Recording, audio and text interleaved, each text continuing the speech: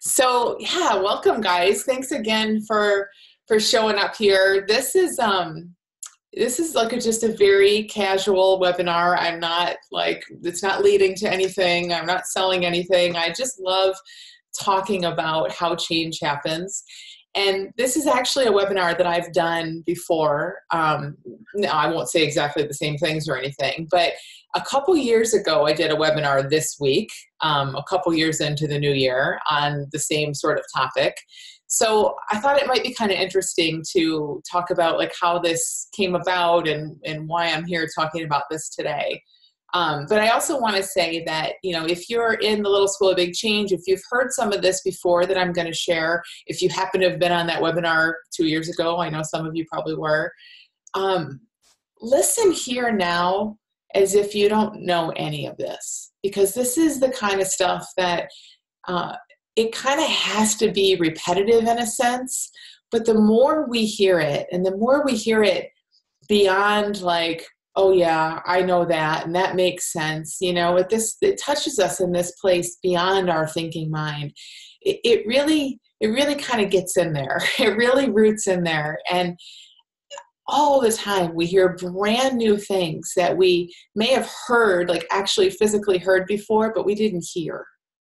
You know, we didn't actually hear them. The stuff that I share, that a lot of my colleagues share, these big, really big truths about who we are and how our mind works, and really what's there before how our mind works, what's beyond our psychology. I mean, it's big stuff. It's not complicated. It's incredibly simple, but it's big in that our ego and our mind and our conditioning comes up and swats it away really easily. So it's very, very easy to kind of hear this and not get it. And that doesn't mean anything about you or me or anyone. It's just how we work, right? So that's why, that's why sometimes it's nice to just be in a really casual, relaxed state of mind.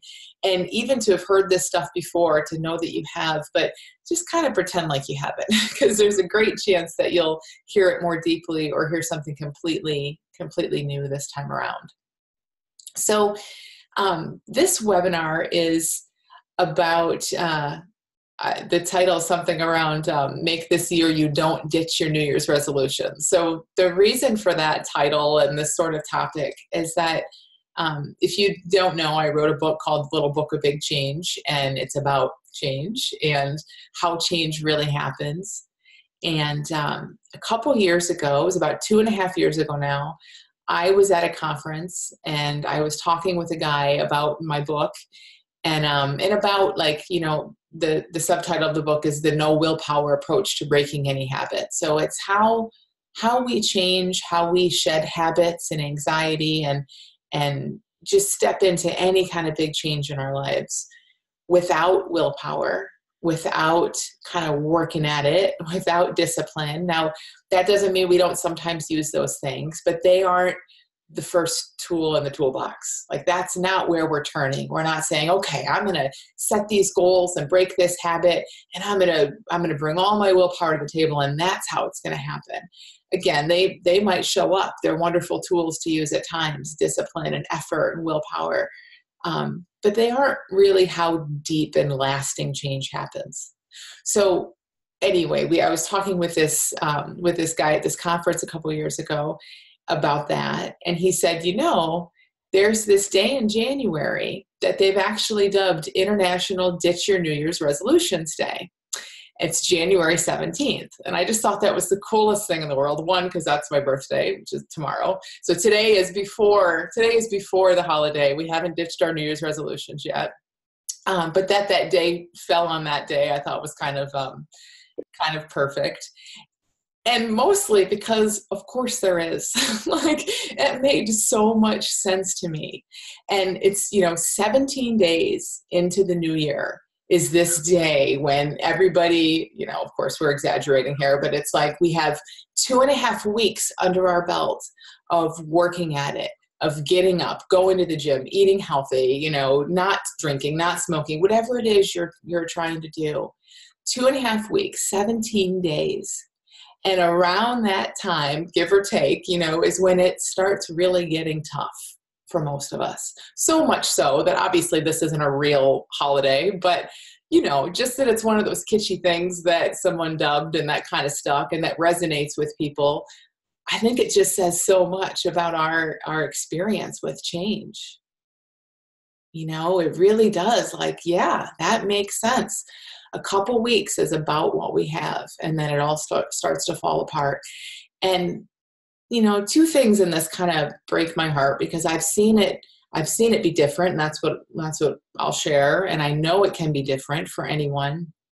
But the way it goes, and the way it went for me too, for years and years, is that we try so hard. We have all the best intentions. We do all the right things. We're really smart. We spend a lot of resources and time and energy and money getting it all together so that we can finally have our change in place.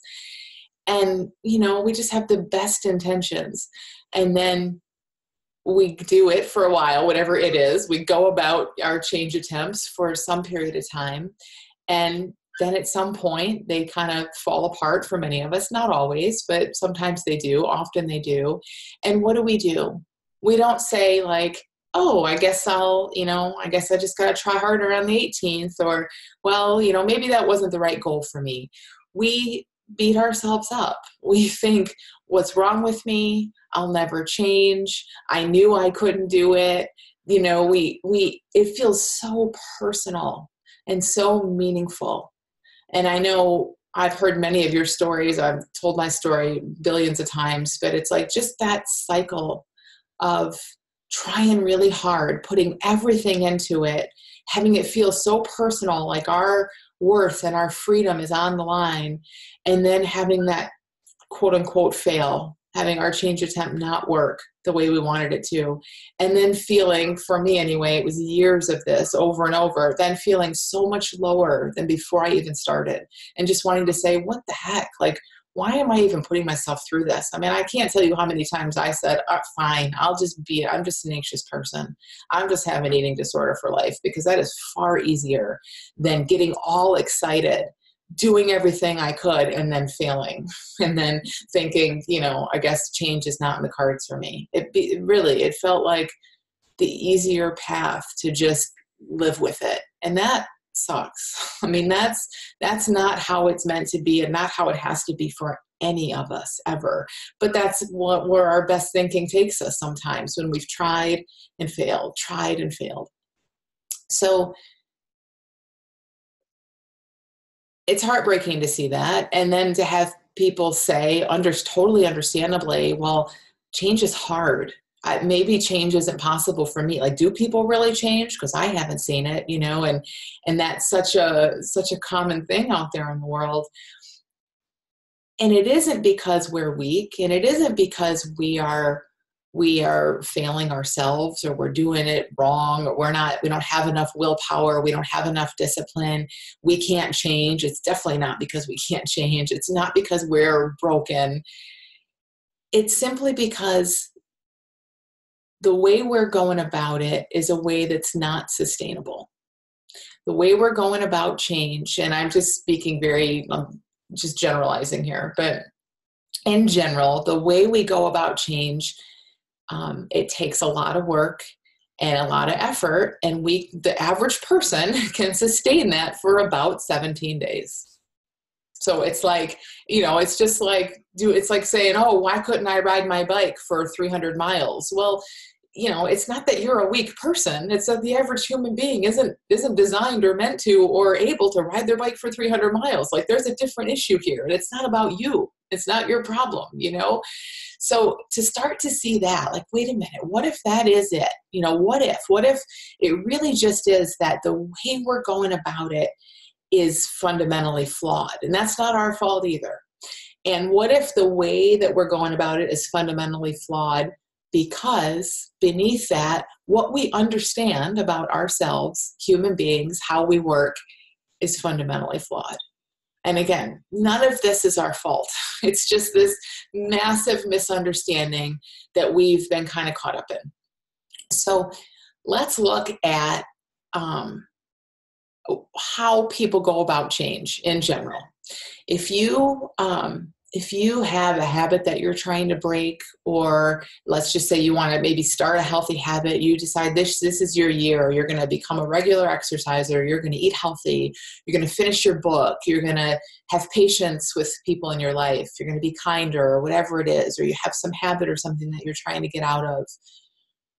The natural place most of us start is we look at that thing, whatever that thing is. We look at our impatience, if that's what it is. Wow, look at how much I lose my temper. Look how impatient I am. So that's sort of the thing we want to change, right? Our behavior, our impatience. Or we look at the habit. Okay, I smoke, I drink, I binge eat, whatever it might be. I shop too much, I hoard, whatever. We look at that thing, and that becomes our focus. Now, of course it does. Of course it does, because that's the thing we want to be different. So again, it's not like we should be looking anywhere else. I mean, of course, that's where we look, is this thing. And that thing, whatever it is that we want to have change, that's what everybody else is pointing out to us as well. That's what, everyone's saying, hey, you really should have some more patience, or you really got to quit drinking so much, or quit shopping so much, or whatever. So we're just bombarded with whatever that thing is that we want to see different. Now, we're focused there, understandably, obviously. And even just as I say this, as I kind of start to lay it out, like, where does your mind go? I bet it goes to, or if this is you in your life, like, okay, so how am I going to get there? Like, what do I do now to make that thing change? What do I do to make myself stop losing my temper, or to make myself eat healthier, or exercise more, or whatever it might be? So right away, the human mind just goes right to the issue, and we can probably just safely say we call it the problem, right? It looks like a bad thing. We don't see it often with a lot of neutrality. It looks like a bad thing. So this is the problem. Now, what am I going to do to make it change? How am I going to fix this? So right away, again, we're right to like, okay, there's this issue. Now I need to think about how I'm going to think different, or act different, or be different, or the steps, or the process, or the app I'm going to download that's going to help me with this, or whatever it might be. We start bringing in tools. We start thinking about behaviors. That's not in and of itself a problem. But what that leads us to is, again, we're busy, right? We're looking at this. It looks like a problem. We need to beat it, or solve it, or change it, or fix it. And we need to do a bunch of behaviors to kind of move us toward that. So now we get really busy. And now we're going to, listen to some tapes that are going to help us have more patience. We're going to use the patch or the gum or whatever we use to stop smoking. Like, we come up with all this stuff, and it gives us all these things to do. Now, we can do that for a while. We can go to the gym for a while, eat healthy for a while, but it's not your fault, but just the way that the human mind works. Like, if that's taking energy and effort, we only have so much of that. The hope, I think, for people is that, oh, okay, I'm just going to do it, and it'll get easier over time, and then maybe some momentum will kick in and take me all the way home. And sometimes that happens. Sometimes it really does kind of work that way, that we do something, it feels good, it starts to feel natural. Before we know it, it gets easier, and now we have a new healthy habit. Wonderful. And it feels deep and lasting. Like, sometimes that happens, absolutely. But a lot of the times it doesn't, because this is a lot of work and a lot of effort, and because somewhere along the line, we tend to kind of gravitate more toward what's familiar. So, somewhere along the line, we get up and go to the gym, let's say, for 4 days in a row, 6 days in a row, and then we miss a few days. And then what do we tell ourselves? Because we're so focused on, this is the thing I need to do, and here's how it's going to happen, we start saying, ooh, you didn't do your thing. You didn't go to the gym. What does that mean? Are you done? Did you give up? Did you fail? Like, we start with all of this stuff that makes it look so hard and so far away. So, we're all about the action, the behavior, the tip of the iceberg. If you've seen this webinar before, or if you're in the school, I show this visual of an iceberg. what we're doing and everything I just described, it takes so much effort, is it's kind of like we're seeing this little tip of the iceberg, which is just like maybe 10% of the whole iceberg, but that's the part that's visible. That's the part we're going to beat. So it's like we're on the top of that iceberg, beating it with our little chisel, trying to get the whole iceberg to shift with our effort and our willpower. And no wonder we get exhausted. And in that, we're going to fall. We're going to slip on the ice, we're going to drop our chisel. Now, if we're instantly in there saying, see, there you go, you failed, it's not working, how's that going to go? Not very well. It's not going to last very long. So all of this, now it's interesting to look at, like, why do we do this? Why is that our approach? On the one hand, I think even as I just start to share this, it's like, it really makes sense. Like, even as I say it, I'm like, well, of course that's what we do, right? This thing, whatever it is, looks like the problem. So we come up with behaviors and strategies and actions to beat that problem. Of course we do. What else could we do? Well, in part why we do that, though, is because we as human beings in general are so caught up in what we see. Obviously, it's right there. It's the tip of the iceberg. You're going to see the tip of the iceberg. You can't see anything else. So of course, that's what our eyes are drawn toward and we're caught up in. For ourselves as human beings trying to do things and change, we're super caught up in how we think, how we feel, and what we do. I mean, sometimes that's all we're caught up in. That's all we know to even look toward or sense or feel is our own psychology, what we think, feel, and do.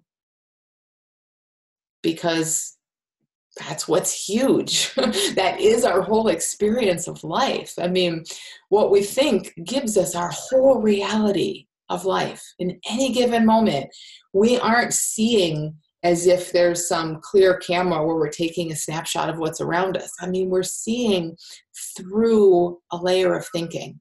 Our thinking projects to us what we see out in the world. So what we think is just huge front and center. What we feel is the same thing as what we think, really. It's just the other side of that coin. So we feel what we think. There are two sides of the same coin, right? We think and feel. It's one thing that comes up together.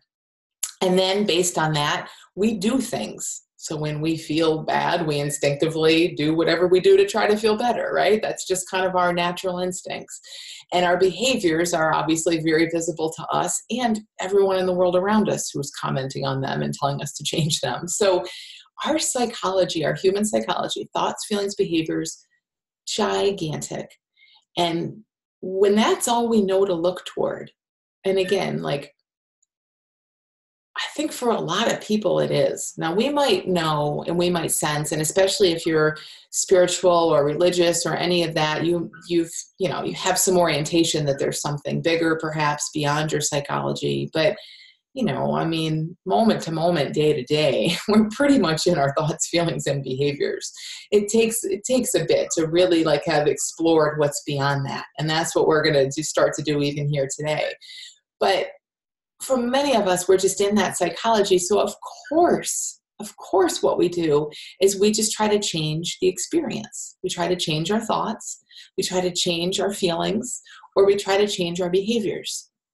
And that's what the whole world essentially, or maybe our little Western world at least, has kind of given us as tools for change. It's not that we, missed something on our own. I mean, if you pick up any book or go to any teacher, maybe not so much now, but at one point, I mean, all psychology, all self-help, anything you heard is like giving you a tool or a technique or a strategy to do something about your psychology. Let's attack the psychology. There are hundreds of fields of therapy, like different therapeutic models and fields, multiple hundreds of them. Every one of them does in some way looks at and attempts to change thoughts, feelings, and or behavior, or some combination of them. So it's like all the focus is there on our psychology, understandably.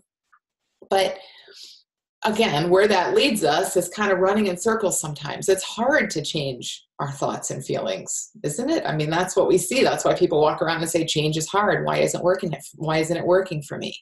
The best we have is to use whatever tools are at our disposal, try to see things differently. But it's tough. It's like I had a client just this morning telling me she had read something that some coach wrote about choosing who you want to be in the world, choosing, you can choose to feel this way. You can choose to see yourself that way. And I think it's wonderful that it's, empowering and uplifting. And it is for a lot of people a lot of the time. But this poor woman, and I see people like this all the time, and I was this too, is on the phone with me saying, how do I choose that? Because I don't feel that. All I feel and all I'm bombarded with right now is this negativity, and I'm not worthy, and I'm not good enough, and I didn't do enough yesterday, and I don't deserve it. That's all that's there for me. In the midst of that, how do you reach out and just choose something else and have that just make this switch for you? I don't know. I honestly don't know how any of us ever does that. It looks to me like jumping into quicksand and then saying, okay, you're in the quicksand, now run really fast and you'll get out of it. It doesn't work that way. So we innocently, in our attempts to change, jump into our behavior, which looks very problematic to us. We say, I don't like you, I don't like you, I don't like you. You need to change. Now here's what I'm going to do to try to fight you and change you. Do this. When you have an urge to smoke, maybe you go, read a poem instead, as if that's going to help long term. When you start to lose your temper, maybe you say this mantra or you take a deep breath. And again, these are things that can absolutely work, especially in the moment. Like, they're great short-term strategies, but they don't go very deep, because if you have to remind yourself to take a deep breath every single time you feel something, you feel anger or impatience welling up within you, that's a lot of effort. No wonder you only have 17 days in you at best. It's incredible that someone can make it 17 days managing their experience like that. So what is there instead? So where we get to look instead is a different side of things, let's say. We have our psychology, we have our thoughts and our issues and our problems and our feelings and behaviors that are often habitual and often we don't like them. And instead of jumping into those and trying to change them and choose right ones and visualize what we want and live into that and all this effort, which again is not inherently bad, but it's a lot of work. Instead of doing all that, what if we start to look at what's there beyond all that psychology? Seeing that, yes, I think and feel and do all kinds of stuff, just like we all do all the time, right? We're thinking and feeling and doing and experiencing constantly. But when we start to just to consider, what's beyond that? Like, who's the one that's aware of all this thinking and feeling and doing?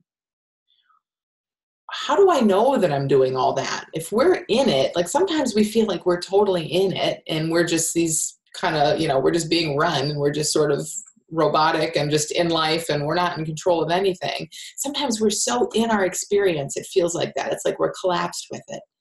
Other times though, and especially as we start to just let ourselves kind of back up and consider this and look at this, it's like, oh yeah, I can see that I noticed my thoughts going here. I noticed my feelings going there. I noticed my behavior wanting to go here or my behavior actually going there, myself doing these things. But I noticed it. There's a space there.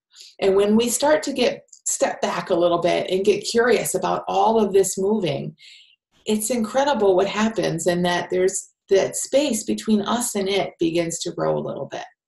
So there isn't a technique around this. Again, I don't know how to do it.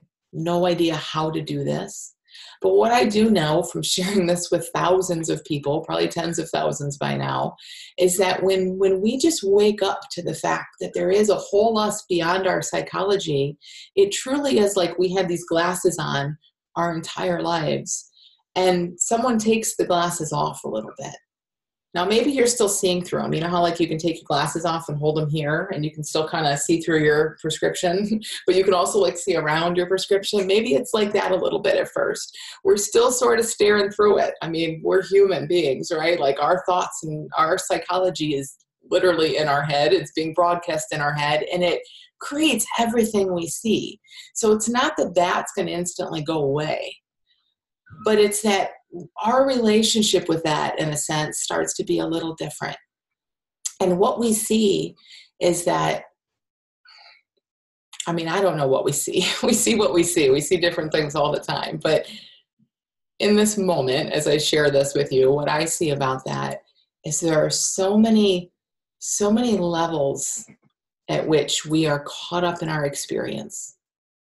When I was, I don't know, pick one, smoking, binge eating, super, super anxious, afraid to leave my house, any of those things, like, or now, you know, with none of those habits, but just caught up in thought sometimes, so much so that it's like all you know and see. It's like that you're collapsed with it. You're just seeing through all this thinking, and there's no concept sometimes that there's a you and a psychology that's changing. It just looks like I'm just in life, and this is life. This is it. That's all there is to it, right? Sometimes we have that. A lot of times we have that. So when that's the case, well, then we're just seeing through that. But what happens is that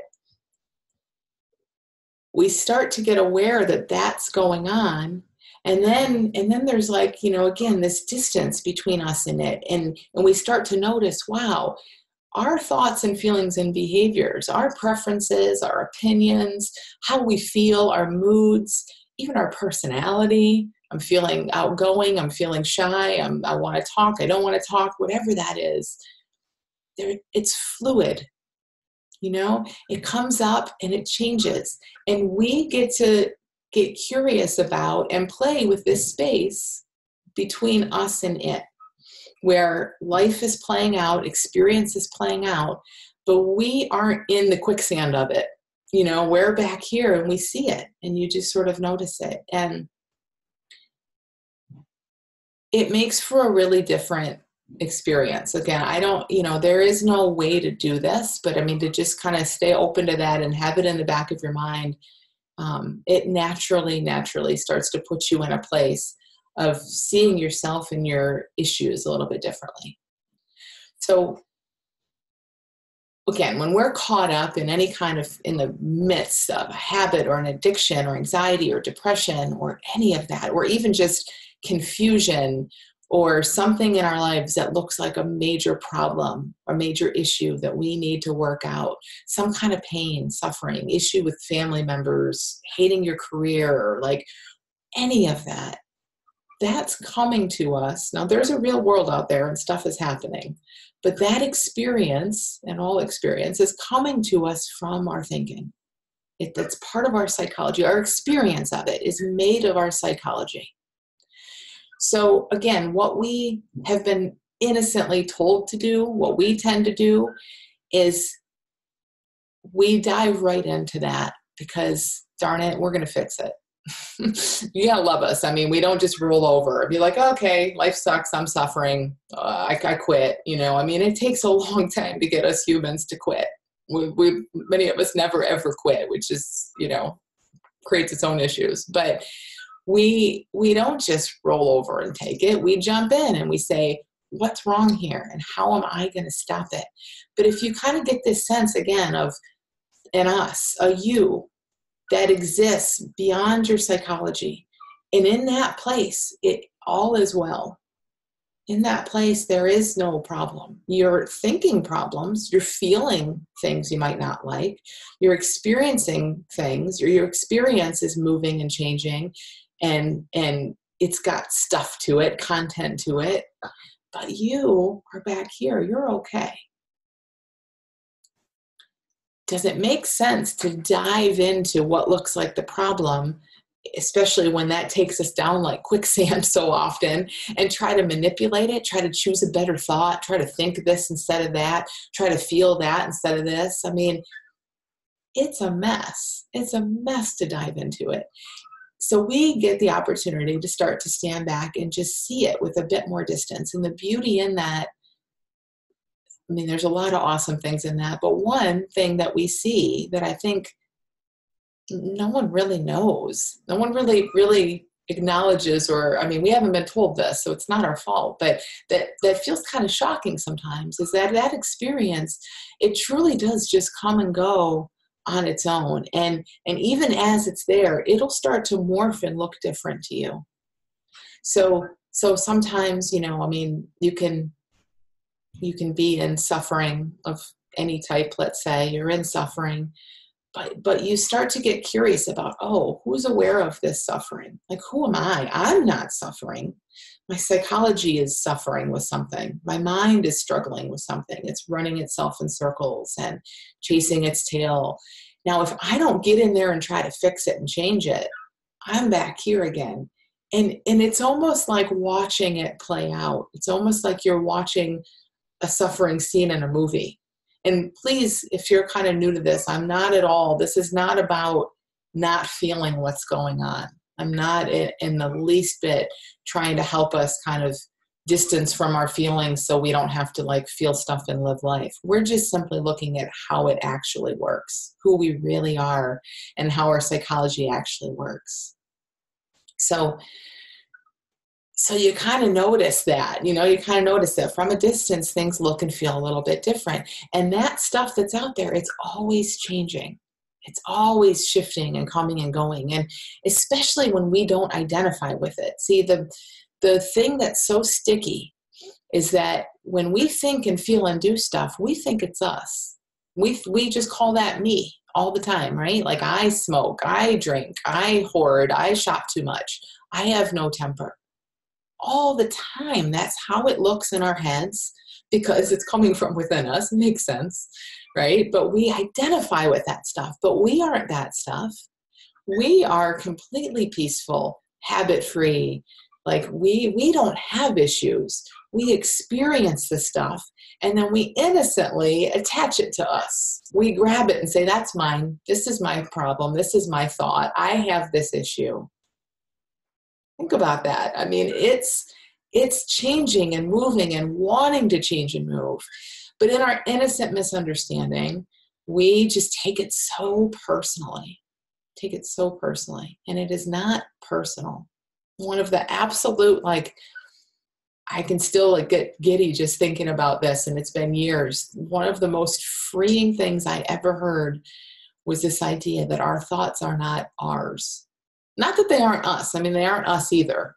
Thoughts come and go all the time. They aren't us. That's awesome. But even more awesome, for me anyway, was like, oh yeah, that stuff that moves through my head, it's nothing to do with me. It's not mine. I clearly didn't put it there, at least not most of it. You guys don't think up your thoughts in a conscious, purposeful way. Stuff just shows up in our heads. Why does it show up in our heads? Because we have these machines in there called brains that are just really, really habitual, efficient, awesome machines designed to keep us alive. Because they're designed to keep us alive, they tend to just kind of go on repeat. They have to be very efficient. They have to constantly remind our heart to beat and our lungs to breathe. They run all of this in such a habitual way. So it kind of makes sense that when a thought or an idea or a concept pops through there, our brain's going to kind of take it and treat it as if, it's just another thing it needs to keep saying over and over again. But isn't it awesome to kind of just consider that, like sit with that for a second? Like, wow, what if I'm here and all this stuff moving through me, I didn't do that. It might be about us. It gets where it gets sticky because we get into the content of it and it sounds like it's about us or our life or our relationship or whatever. But if we can just see that we're always thinking and not so much worry about what we're thinking, it's amazing what starts to happen. we feel free and open and expansive, and it allows experience to move through us and change on its own. And that's its nature. That's actually the nature of our psychology, is it's constantly revolving, constantly changing. But when we innocently identify with it and we say, nope, this is mine, my habit, my thought, my problem, well, we don't really give it a chance to revolve and change and update. We keep replaying it. We keep calling it ours and carrying it around with us. And we only do that because of this simple misunderstanding. Like we just, no one's ever really talked to in a big way. There have always been people that have talked about what I'm talking about in their own way throughout all of time. I mean, forever. This is not new stuff. But in a big, mainstream, practical way, no one's had this conversation with us in that sort of way for the most part in our lifetime. The conversation we've heard is change your thoughts, change your life. Yeah, you think that like we create this with our thinking, so now it's up to you to create something new with your thinking. The other conversation we've always heard is, if you have an issue, you better go talk about it. It's a real thing. You need to talk it out, or you need to get on medication, or you need to find a fix and change your life and be proactive. We've heard things that are so well-meaning, and I'm never at all saying that there's not worth in some of that at all. If you need to talk, talk. If you need medication, take it. But what all of that, like as a big conversation, what all of that does is kind of send us this message that our psychology, our thoughts and feelings and behaviors can be messed up and broken, and that it's on us to do something about it. And that is not true. It's just not true. I've seen so many people, the more we're in there, I'm going to beat this, and this is what I'm going to do, and here's my plan, and here's all the stuff, my tools I'm bringing. It's great that someone starts off hopeful and resourceful. Those are good qualities. But beyond that, it's like the more we have that we're bringing, that we're going to do and fight and manipulate and change, the more in that quicksand we end up getting. The more we can take a different approach and look and say, what if I don't need to worry so much? And I'm not at all talking about burying your head in the sand or ignoring or denying anything. I'm just saying, what if I don't have to worry so much about the thoughts and feelings that move through me, because they're not me and they're not mine. They're just what my brain has been kind of trained to do, what my brain has been reinforced for doing. But I'm not my brain. We're not our brains any more than we're not our knee. When you have a bad knee, you don't feel horrible about yourself and think you're broken. It's your knee. So why do we, when our brain has a habit, we take that on as if it's us? And I get why, but it's a really awesome thing to start to open up and see what's beyond all of this psychology that we're so caught up in. So just to kind of bring this in a sort of practical way to change, finding, like, having success with our goals or breaking habits or things like that.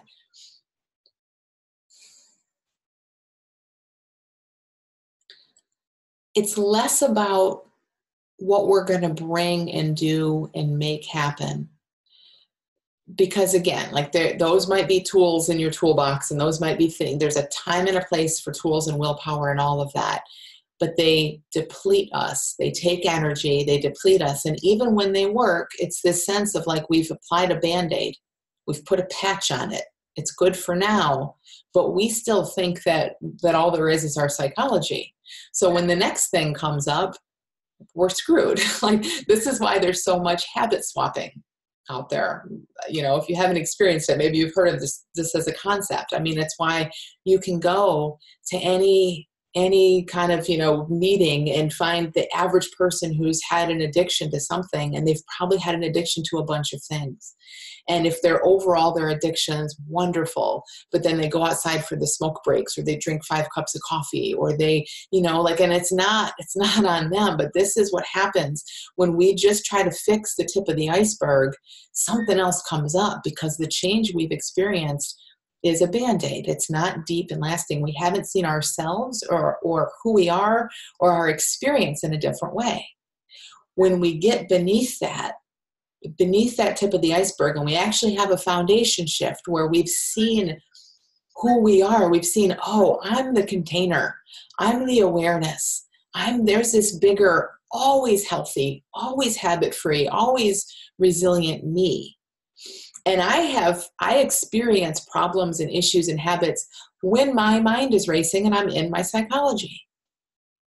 That's it. And when my mind settles down, I don't, like I'm back here again, and I see, oh, life changes and moves through me, and it's not me or mine. Like when we get that, when we start to see it in that big way, you don't see habit swapping. It doesn't happen anymore, because the habit was just our best attempt. It was just us getting confused in our experience. You know, it was our brain kept telling us something, and hey, what do we know? We didn't know we weren't our brain, so we do what our brain tells us, you know? So like it's our brain's best attempt to help us feel better. But when we see who we really are beyond the psychology, we feel better. Trust me, because the psychology is where the not feeling so good lives. So I'm not, this is not about trying to make us not human, by the way. Like I don't at all ever mean to pit psychology as the enemy. I love psychology. I think it's fascinating and it's awesome. And I think it works perfectly. I really do. I don't think there's a problem at all in our psychology even. It's not like, I don't know, not like we get caught up in these things and that's a defect of us. No way. It's just about coming to see a bigger picture of it and understanding what's going on. So every person with an addiction or a habit or major depression or major anxiety that I've ever seen, and again, there have been lots and lots, every one of them, even the guy who told me day in and day out that he just wanted to die, he was never happy. Every one of them, when their thinking settled down, there was a little glimmer in there. Every one of us, just notice for yourself, you can be so caught up in a habit or addiction or an issue and it just looks like it's your whole life. But I'll bet you, every day, I'll bet, there are moments when you get distracted, when your mind settles down, when we naturally kind of fall out of our thinking. It's a weird way to say it, but we fall out of our psychology. And when we fall out of our psychology, we're not like this anymore. Well, the glasses are like way out here and we're not even looking at them. We're okay. Now, most people, when I say that, if you're caught up in a really big thing, will say, fine, yeah, you're right, that happens, but it doesn't matter because then my issue comes right back, right? We come in, and of course, I said the same thing for 8 years. We're like, yeah, that's fine, that's good for you, but that's not solving my problem because then it comes right back, it comes right back, it comes right back. Yeah, it does, because again, your brain's trying to keep you alive, so it's going to be very repetitive and keep that stuff coming back. It thinks it's helping you, but that's not the place to look. Looking over and over it, yeah, but it comes back. Yeah, but it comes back. When we shift over here and say, okay, yeah, it comes back, but what the heck? Like, what does it say that we have freedom, even for a fleeting moment? You aren't a depressed, suicidal, like horribly, constantly unhappy person like you're telling me because you had a moment of peace. Sure, one moment out of a day. I know it's not much. But what happens is when you keep looking there and getting curious about that, it grows. And it's so awesome. Like, it really does. And it really does work that way. And again, I hope this doesn't sound like I'm saying deny your problems or ignore them or bury your head in the sand. All we're doing is seeing how we work. There's this incredible, huge psychology that comes up within us. And then there's peace beyond it. And we get to kind of keep playing with this, stepping into that peace and health beyond it and seeing our psychology for what it is. And it starts to shift things. And we start to feel more and more free and less caught up in our experience.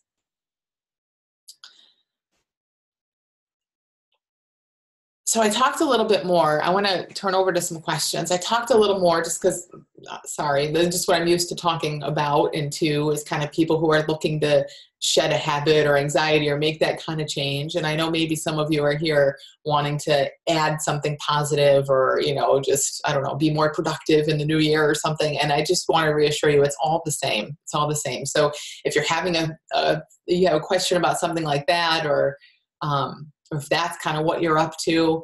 If you want to ask for clarification, just go ahead and raise your hand or put a question in the chat, and I'm happy to kind of help you loop it around. But ultimately, when we fall into who we really are and we see our psychology for what it is, we're at our absolute best. So even if what you're up to is like, I want to finish that book this year, quit procrastinating, what's in your way, what looks like a problem, what looks like it's in your way, even if it, like, let's just say you want to eat healthier this year, but you keep wanting to eat the same old junk that you ate last year. Well, what is that? The desire to eat the same old junk you ate last year, that's a habitual thinking. That's your psychology going back to where it goes, because we're awesome. We have very efficient brains that are just trying to save us energy. Our brains are like, hey, last year wasn't so bad. Let's just do that one again. So it just gives us the same stuff, but we get to see something about that. So I don't know. I hope that helps kind of widen this a little bit. This isn't just about breaking habits or, ending major depression. It's so much bigger than that. So, let me go to a couple of the hands that are raised here. Let me go to Laurel first. I'll unmute you. Hi, Laurel. Hello, Amy.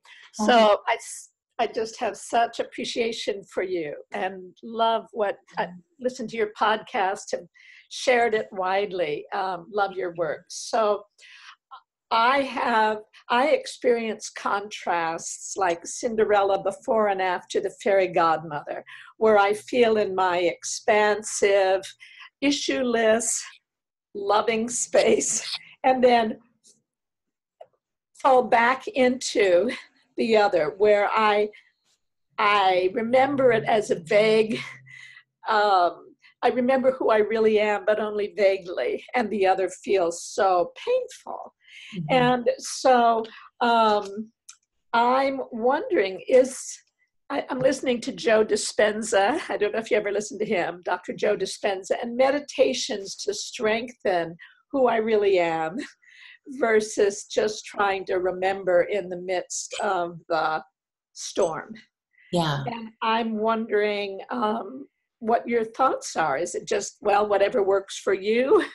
Is that what you would say to that? Yeah, it's a great question.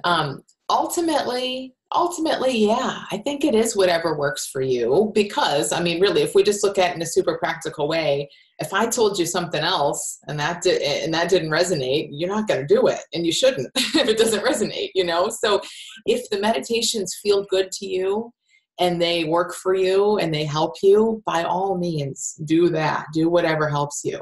I guess the only thing that I would say in that, sometimes, and I think you see around this, but sometimes we can do a meditation, start to feel good, and we start to associate that with the meditation, or just our superstitious mind says, oh, I sure hope I have time for my meditation today. Otherwise I might have a horrible day and feel bad all day, Yeah. And that's just a really unfortunate thing when that, that's just not true. That's just what our mind will kind of do. It attaches feeling good with certain things. So all I would say, again, if the meditation, if you love it, feels good, by all means do it. But know that what it's opening up for you is you. It's just taking you back home. And when you fall into that other extreme, you haven't actually fallen anywhere, but you're kind of just, your experience is big in it. And for any of us, when our experience gets big and it's painful like that, of course, we kind of forget who we are for a little bit. But if you keep looking toward, oh, I know what pain means. I know what suffering means. Suffering is showing me that I'm in my head. Then, you just keep, like you already are. You're on this journey of seeing more and more about it. That pain will start to be less like pain and more like, oh, I see what's happening here, and then we kind of slide a little quicker to the other side. Well, I certainly have glimpses of that, and I really appreciated your most recent podcast with Phil and about all the fuss on the fabricated self. And so I'm not sure how to put this. I'm waiting to hear back from a publisher on a book proposal. And I've had a history in the past of things almost happening and not quite. So there's a lot of fear around rejection, and yet it would be about me feeling badly for the false self. So do I just have to, because someone else's validation does not elevate me, but it could elevate my life circumstances. So I guess I just want to be able to ride whatever result with greater equanimity. Yeah. I mean, I'll just share, like we all have an idea of ourselves, and so that's not a problem, right? And we all get attached to want things and get attached to things, I think the more we can be in a place where we just have that compassion for ourselves and see that especially when it's fearful and, oh my gosh, what if it doesn't happen? And what would it mean? And all that. And I have it too, all the time. Like my brain generates it too. The more though that we can see, oh, there's my psychology. My cute little ego just really thinks it's all about me and it all means something. But it was a really interesting place of being where often we can see it in other people. Like I can see in you that, book or not, you're you and you're awesome, and that means nothing. But it's a lot harder when it's you and me too, right? So like, but what was that? Like it's harder to see in ourselves. Yes, it's easier to see for others, but we're no different, So to kind of be able to see, oh yeah, every time I have that lack or needy or what if and all that stuff, that's my psychology in overdrive. And even if I can't feel it, I know there's a safe place around that, beyond that really is me. Well, I get that. But I'm also looking to change. I know you've got a lot of other questions. Maybe I should just let go and let other questioners. My issue though, it's like the starving artist has been the paradigm I've lived out of. My adult life, and I'm so tired of it. I'm looking to elevate my situation so I can share, so I can create more, experience more of what we call the good things in life. And just look, I know it's hard. And like we see through all this thinking, but even, I'll just kind of leave you with this, even the starving artist thing, I totally get we can look back at your life and see that playing out, but get curious about how that's psychology as well. That our mind, our thinking comes up and it paints a picture of reality. And sometimes we're in that for a long period of time, but just knowing, oh, my mind's creating this. I mean, I have things about myself too that have been there most of my life. And I'm like, I'm not a fan of that one. But I know that my pushing and changing has only made it worse and made me suffer more. And the more I'm like, okay, well, that's where my mind tends to go. That's where my feelings tend to go. But that has nothing to do with me. It's done amazing things, not just to make it easier to handle, but to actually have it not so much part of my experience. Because again, I'm oriented toward what's bigger. You're oriented in your case toward the real Laurel. That's so much bigger than this starving artist story. You can have both. We're not denying the story. It's a story, but it's a story, so you kind of get both. Well, the Abraham Hicks work is about think a better thought, because you can't create what you want if you're in negativity. And from the feedback of people who attend her events, who are shifting the focus of their consciousness, they're manifesting what they want. So, yeah. Well, again, if that works for you, great. Okay. I think do what helps you. But I think ultimately even that is based on the fact that we aren't our beliefs or our psychology. Right. Yeah. Thank you. You're welcome. Thank you. All right. I'm going to go to a couple in the chat here. So one question says, I'm trying to wrap my head around what's there beyond thoughts, emotions, and behavior. Can you please explain? No. No, I hear you. But I love in this question, just to pull this part out, because it's so huge to see for all of us. I'm trying to wrap my head around it, not going to happen. It's like trying to wrap our heads around, God, if you believe in God. It's like it's like trying to wrap our heads around our faith or our knowing, our inner knowing, trying to wrap your head around why and how you love your kids or you love your pets. There's no head wrapping in that. It's a deep knowing. It's a feeling from within you. And so is who we are. So I hope that helps if others are head wrapping, just to see, we can barely wrap our heads around our psychology, and that is our heads, So this is so much beyond the intellect, and it's more of a feeling. It's more of when your head settles down, you fall into it. Remember I said we fall out of our psychology sometimes, all the time, every day, at least a few times. We all do. We fall out of our psychology in those moments where we just feel at peace. And we want to fall out of our thinking about all this too, and you'll fall into who you really are. I hope that's helpful. Another question says, I've tried many times to look beyond setbacks and just see them as part of the process, but I really can't let go of the perfectionism of having a setback-free recovery streak. Can you share your thoughts on that? Yeah, I think that's so common and human and normal for anyone with a brain and a lot of psychology, and that's just what I want you to see it as. Your mind is so smart, and it's not all that wise. It's not like big picture wise, but it's so smart, and it loves you so much, and it so wants you to do well. And your mind has said, you better get this right. And having a setback-free recovery streak is really important. It means something. But your mind has made that up. It's no different than, I know this is so overused, but it's no different than a little baby learning to walk. If that baby had learned, that 1-year-old had picked up somewhere along the way, I need to have 7 steps without falling under my belt, or I am screwed. I will never learn to walk. That little 1-year-old will be a mess. Thank God they haven't picked that up somewhere. That's all that's going on with us. We've made up that it needs to look or feel or be a certain way, and we don't, and that's our psychology, but we're in it. We don't realize that that's part of the psychology, that that's not true. So we start to feel bad. We start to feel tight, or like it's hopeless, or like we failed.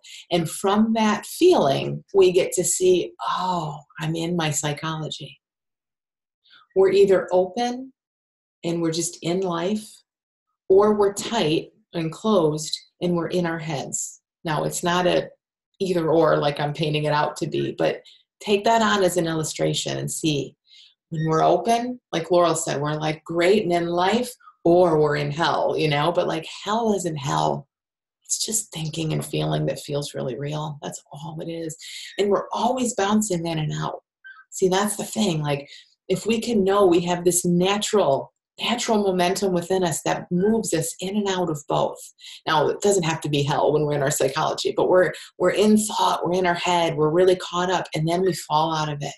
If you can sense that in your life, look for it. Just look for it in the next hour. You'll notice it. It's subtle. It's not this huge firework thing. It's just like, oh yeah, caught up, not so much. Feel intense, not so much. Then you get comfortable in that. Then you start to trust it without having to believe anything. You just trust it because you see it. You see, oh yeah, this is present for me. And then you just find yourself living in it more and more.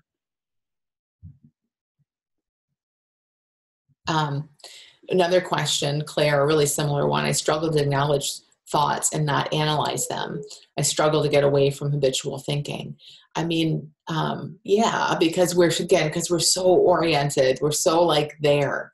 But let the feeling guide you more and more. So there's a feeling, and maybe we're sort of blind to it at some points because we're just really used to it, but there's a feeling associated with analysis. And sometimes it's a great feeling. I mean, we can analyze, philosophy and fun concepts, and that's great. But when it's us analyzing our thoughts, it has a feeling. See if you can notice that. And you just kind of start to see, oh, okay, this is me in my head. There's no problem. You don't have to get mad at yourself. You don't have to stop it. It'll stop on its own. Again, we're always falling out of our psychology. So it'll stop on its own. You don't have to worry about it at all. You just kind of want to see that happening. And I know the more we kind of keep seeing that happening and feeling it happen and move us around, the less it's a struggle. I just noticed that in your question, Clara. I struggle to acknowledge. I struggle to get away. Well, we don't have to struggle with it. Like, just see more how it's like an inhale and an exhale. We inhale. We don't usually struggle to exhale. We exhale. We don't think, when's the next inhale coming? It just happens. And thought happens like breath happens.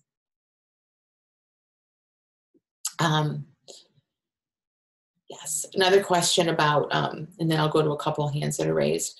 Can you speak about how we settle our minds and not live through our psychology? Again, like, see if you can get a sense of how I don't know how we do that. I would have no idea. I mean, the way a lot of us do it, to be totally honest, the way we settle our minds and get out of our psychology a little bit is we drink something, or we buy something, or we go online and we search up something, or it's our habits. That's how we've innocently learned to do it, because, and only because, we've lost sight of the fact that it happens naturally. We're in our heads, we fall out. We're in our heads, we fall out. Kids know this, they're in their heads, they fall out, no big deal. So the more we can see that happening, but see along the way, I can go on for another 3 hours about this, and I won't, don't worry, but along the way, we've learned your feelings aren't okay, those thoughts are not okay, because they look like they're ours. We think, what kind of person thinks this? What kind of person feels this way? What does this mean about me? Well, it means nothing about you. It means you have a brain in your head, that's it. It means nothing about you. But we so innocently get really caught up, and it looks so personal and meaningful that we go about our lives doing all kinds of things to try to change it. We forget, that it's not us and it moves. So our psychology settles completely on its own. And the more we see that and have a sense of what's beyond it that we can settle into and fall into, the more you see it, the more you see it. So that just gets a little bit easier. Sue, let's go to you. Let me unmute you. Hi, Amy. Hi. Just a quick one. With this being like, not being able to hold resolutions. Mm-hmm. I know for the good of what I suffer with, going out every day, I know will really help me. So I've got all these intentions, right? I'm going to go out every day. It might be uncomfortable. I'll go a little bit further each time. And I'll do a couple of days, and then I think, no, okay, I'll have today off. And then it's weeks before I go back out again. Yeah. How do I sustain? I know it's not like it's a doing rather than a principles thing. So how do I sustain that? Why is it that when you have a few days off, it turns into weeks off?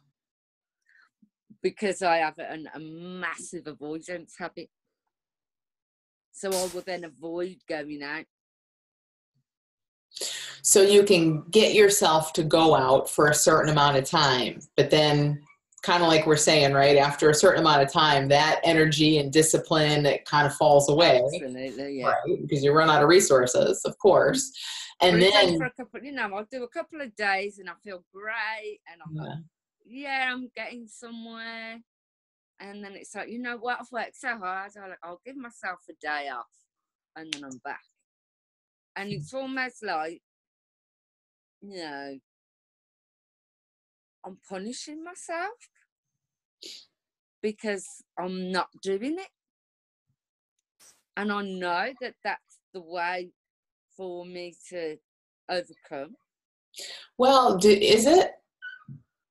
I mean, that's the thing. I know it's the way for me to overcome. I have no doubt either that if you keep going out, maybe, I mean, I shouldn't say I have no doubt. I don't know, but it makes sense on some level. It makes sense that if you keep going out, maybe you'll get more comfortable. Maybe you'll start seeing, oh, this is fine. Like that makes good sense. Yeah. But there's something in how it's looking to you that has that not working for you right now. Yeah. So rather than, yeah, I mean, rather than kind of sticking with, okay, that's the way. The way for me to be free is to just make myself go out. I think life is showing you, hey, like maybe there's a lot of resistance there. Maybe this isn't the way right now. Yeah, the resistance is fear. Yeah. But okay, so but when you add more like going out goals and activities on top of that fear, that doesn't seem to really help. Again, you can push yourself for a little while, but it's not a sustainable thing. Like what I would love to see you do is kind of set going out aside. Get dumb about that. Like I'm not saying don't do it. I'm definitely not saying don't do it, but just kind of be like, yeah, it makes sense that it would probably be good for me to get out more, for sure. And I'm going to push that a little bit, but I'm not going to be locked into the fact that the way to get over this is to force myself out. Like, be dumb about that. Oh my God, I love you so much. Maybe it isn't, right? And just sit more with what's before all that. Because I can just see it in you. Again, I don't know what the way is exactly going to look like for you, but I can see in you that when it looks like, gotta go out. I mean, what you're describing is exactly how it goes, right? We do it for a certain amount of time, and then we swing way to the other direction and say, forget that. Yeah, because that was too hard to force yourself. So your wisdom comes in and says, oh, she needs a break, So, but then it turns into it turns into the opposite extreme. Yeah. Yeah. So maybe just set the whole going out thing aside for a while. Again, it's kind of generally a good idea, but no pressure right now. And just notice the feelings coming and going and shifting, knowing that your natural state is wanting to be out in the world. And that your psychology is a little afraid of being out in the world. And if you can see those two things for what they are and just kind of watch them move and change, I'd be really curious to see what happens from there. Yeah, me too. Oh, thank you so much, Hannah. Yeah, thank you. Thanks for your question. Thank you.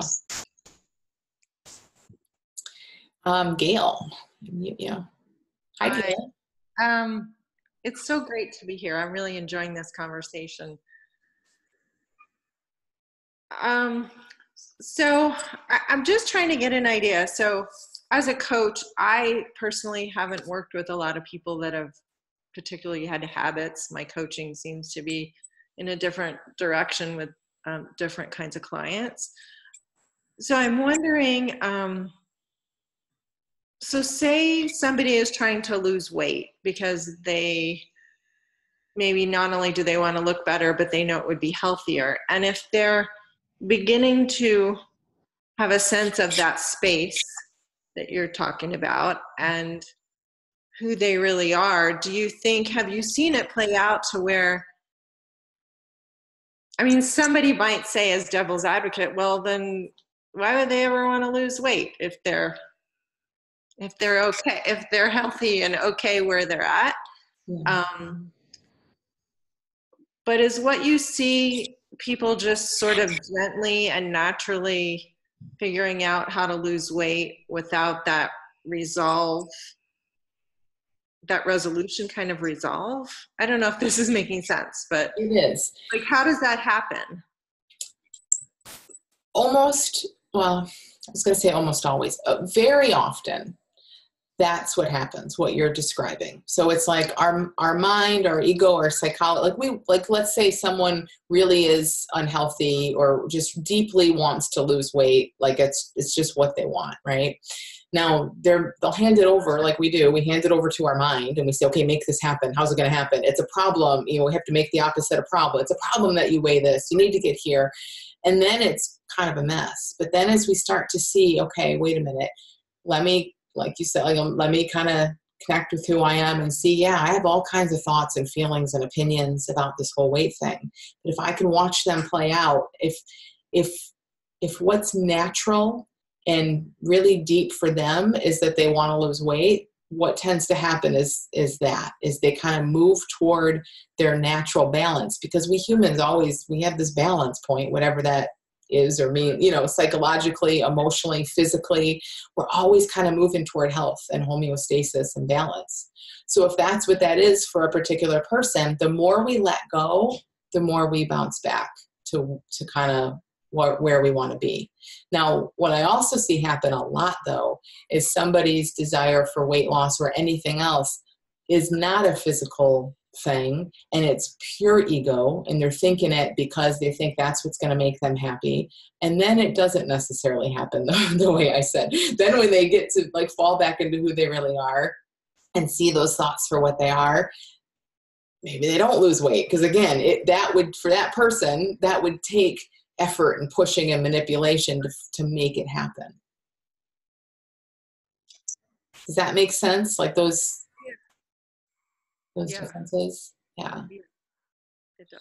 I think it's so fascinating to just kind of see and consider, that like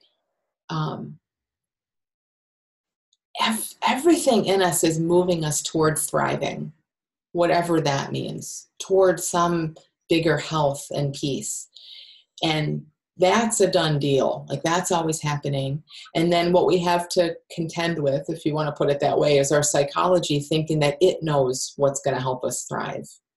So in that way, in general, the less we do, the better everything goes. Sometimes that looks like we get what we want.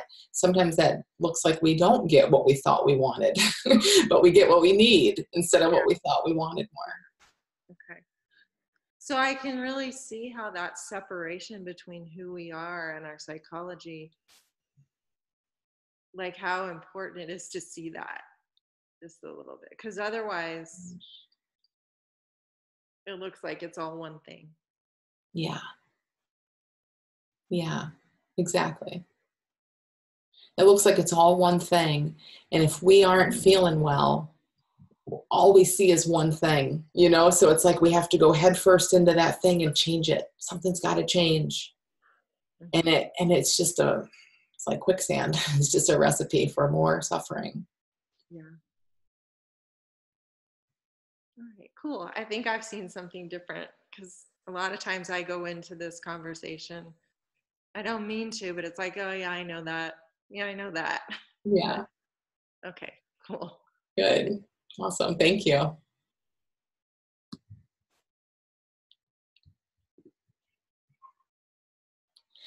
Okay, there's a question here of someone on the phone with a 206. I'm going to unmute you. 206. Hi. Hi. Yes, my name is Sydney, and I was introduced to you. This is my first experience with you from a friend who follows you closely and raves about you.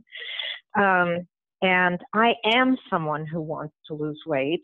I have experience with the non-duality and all that stuff. And you sort of answered my question a little bit in what you were saying to the last person. My question was, what are steps I can take? What's something tangible I can do that is appropriate in the direction of gaining, I'll just say gaining control of my eating habits and exercising more healthfully? Yeah, I don't know if this is going to be tangible in the way that you're wanting it to be. I hope it translates into all kinds of tangible actions. But the thing that comes up for me when you ask that is considering. And just consider, maybe that's just still kind of a what if, but consider that everything in you, like who you really are, wants what's best for you and is naturally moving you in that direction. So it almost becomes a question of like, so what's in the way? Like if I'm not doing those things, what's in the way? And the only thing that can ever be in the way for any of us is thinking that doesn't look like thinking, basically. Psychology that doesn't look like psychology, if that makes sense. So it's not quite. Yeah, you can be a little more precise. It's a thing of I don't want to say it as if this is a process for you to go put into action, because it really isn't. But it's a thing of undoing, of kind of stripping away or letting fall away what's in the way. So if you're wanting to eat differently, move differently, kind of instead of starting in your mind with, okay, here are the things I want to do. Here's what I need to add. Here's how I'm going to make these changes. Like, there's nothing wrong with that. But since you've obviously probably tried that a little bit, try this other side, which is like, everything in me wants to thrive. Everything in me is, I have within me everything I need to move me in this direction of health. And if I'm not there, maybe I'm thinking something, feeling something, seeing life in a way that truly is made of temporary moving psychology that I don't need to take so seriously. Now, I know that's still a little vague because it doesn't give you what to do, but it starts much clearer. Okay, good. It starts to just flip things a little. And instead of making it a problem that you need to kind of start, eating and moving differently and all that, it's like, if I'm not naturally doing that, the only thing in the way of me not naturally, if that's what's best for you, the only thing in the way of you not naturally doing that would be thinking that looks real. And that's gonna, I've seen that very often start to bring some stuff up for you. Like, well, why wouldn't I eat the carrots? Like, what is that? What's in the way? It's some thinking that's telling me, no, don't eat the carrots, eat the brownies, or whatever. But kind of just starting to you'll have some more insights around that and see where your mind goes, where your resistance is, like what those stories are. And you get to know you don't have to work through all of that. You just see, oh, there's my psychology coming up really loud, front and center. There's my psychology. And that's my psychology. That's not me. Okay, cool. Thank you. Thank you so much. You're welcome. Thanks for being here. I'm glad you made it. And I hope that's, a lot of very helpful. Good. A lot in all of this, I think, is just for any of us, again, whether we've known this or been around this for years or we're brand new to it, it sometimes kind of hits us later. It's like that question about, I'm trying to wrap my head around who I am beyond my thoughts. Like, just by nature of being on a webinar like this, we're all kind of trying to wrap our heads around certain things. That's totally normal. But that's the beauty in this also, is that like all the issues we're talking about, when you just go off and make dinner now, or go to sleep tonight or whatever, that's often when some of this starts to bubble up. And again, that's really cool and important to see, because it's in us already. I haven't shared anything new. Like I said earlier, like, people throughout the ages have been talking about the same stuff I'm talking about, maybe in slightly different language, but it's not new. And it's not new to any of you. Like, you all deeply know this and have this within you. It's just that psychology and thoughts that look real come up and kind of get in our way sometimes. So as that naturally settles down, as we're falling asleep or we're relaxed or we're not thinking about it anymore, that's when we have what we call insights very often. Because they're natural. They're in there already. They just kind of get to pop through. So I hope this has been helpful. And I really, really appreciate you guys being here. Again, I just love talking about this stuff, love sharing it. This little fake holiday just gave me an excuse to do that. So if this brought up anything for you, more thoughts or questions or anything, I'd love to hear from you. I'm always happy to hear from people. Reach out, just email me anytime. Let me know what you're hearing about this. If you do want to see more about this bigger understanding and how it's helped people end anxiety and change habits and make big change, my little School of Big Change is an awesome place to be for that. The next class starts March 11th. So got a little bit, but if you get on the wait list at the littleschoolofbigchange.com, you're going to get some bonuses before the school starts, before the first day of school. You'll get some bonuses and just kind of hear. So you can jump on the wait list there if you think you might be interested. But otherwise, thanks for just being here and hanging out and listening. Thanks for your awesome questions. And I'd love to hear from you. So thanks, guys. Bye-bye.